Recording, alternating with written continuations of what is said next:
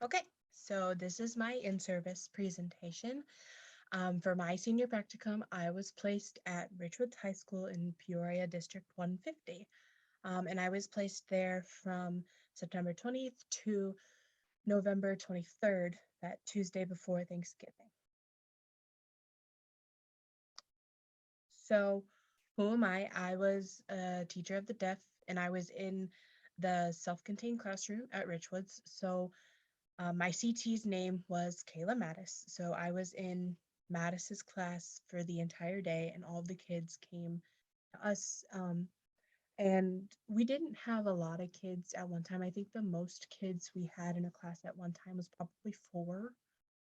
Um, but that was just like physically in the room. My biggest class size was two.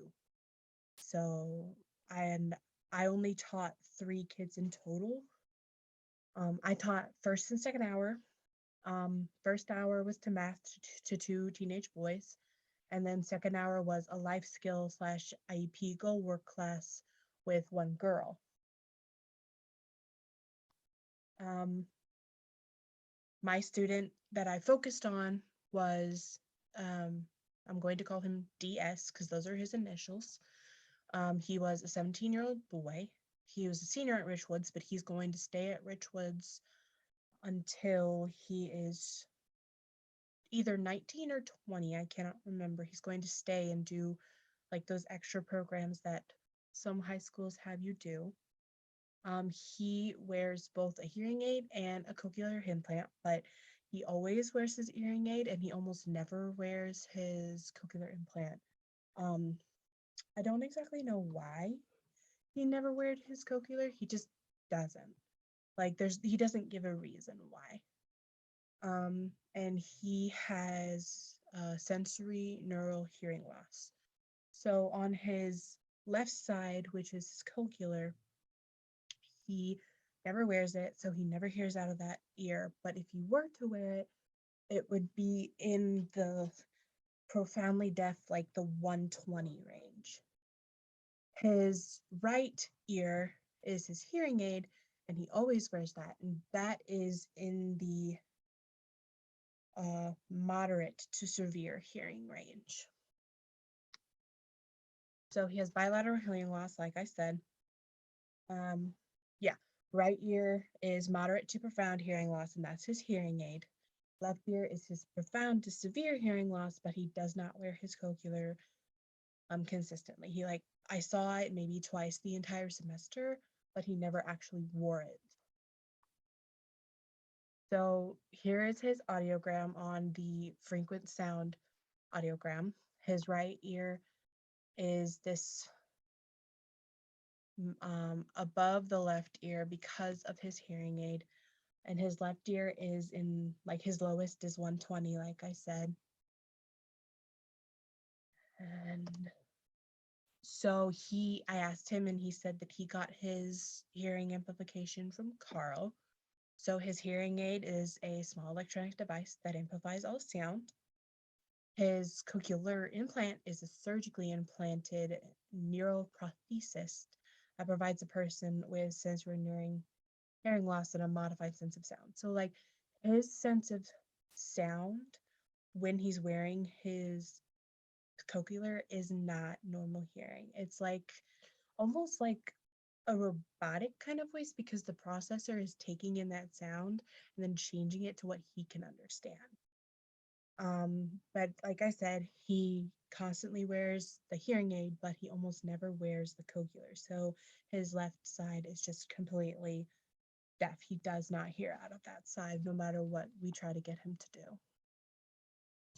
Things that are difficult for him, reading on the board and taking notes at the same time. So, like, he needs to focus on the board first, and then you give him time to write down the notes.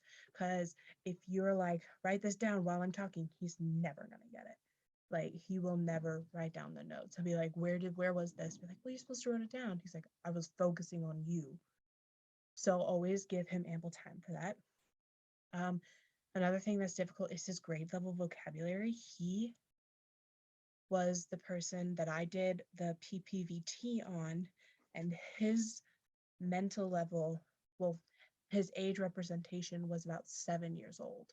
So he's 10 years, his grade level is 10 years younger than it should be. So I always made sure to explain the words and like give similar words. Like one of the words he didn't know was transparent. But once we explained that, it made things clear and it was the same thing as like see through, he completely understood what it meant. So like we just need to explain the words that he doesn't know. And time situations. He has like no concept of time. He like if you tell him he has 5 minutes left, he's not gonna hurry because he doesn't know what that means. So whenever you're giving him something to do, you have to like constantly remind him you need to do this. You need to hurry up. So like time situations are hard for him. Okay, so things that are easy for Dallas.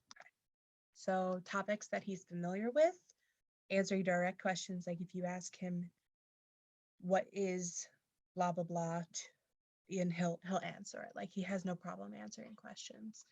Um, organizing his thoughts to speech. So like when he's thinking, you can physically see it. He'll be like in the air when he's thinking. Like he needs to like completely think about it. He can't just like think about it in the back of his head. Backtracking when his answers are wrong to the right ones. So like when we were doing conversions, he kept messing up the multiplication symbol and the division symbol, which is called dysgraphia. So he would like, I'd be like, Dallas, what do we do when we're doing this? He'd be like multiplication. Then I'd be like, no, division. And he would give me the right answer.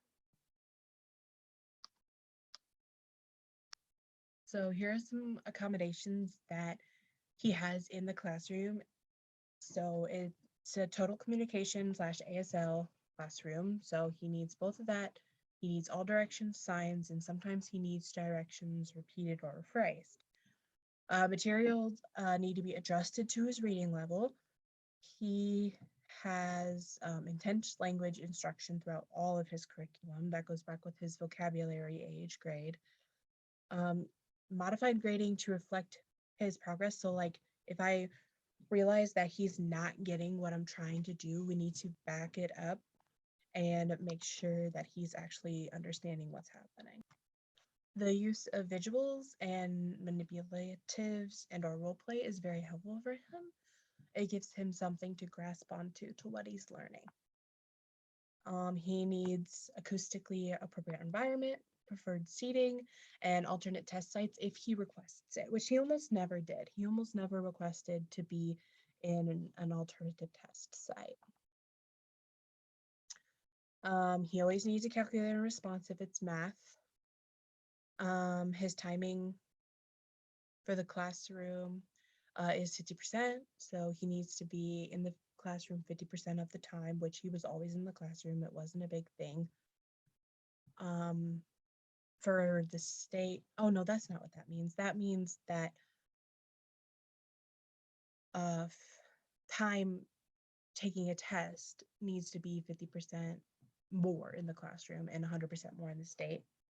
And increased time to complete assessment and assignments, increased response time. So like if you ask him a question, he needs like so much time to answer because he knows the answer. He just takes a while to answer, like and get his thought process going.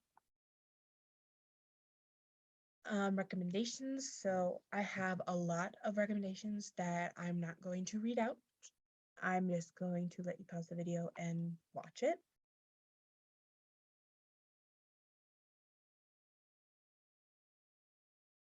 Okay, so what is my job? I am a teacher, first and foremost. I have my own classroom. Well, I was placed in this one. And I'm here to teach your child to get them prepared for their future. I am here to get my students reading, inspire a passion for languages, make math or science fun, turn history lessons into fun and exciting stories. For me, one of my simplest goals is to inspire my students to love learning. I care deeply about my students and in my classroom, and I'll do my best to prepare them in any way I can. I'm here for you. So my top priority is to help the student. So never hesitate to contact me. And my contact info is on the second slide.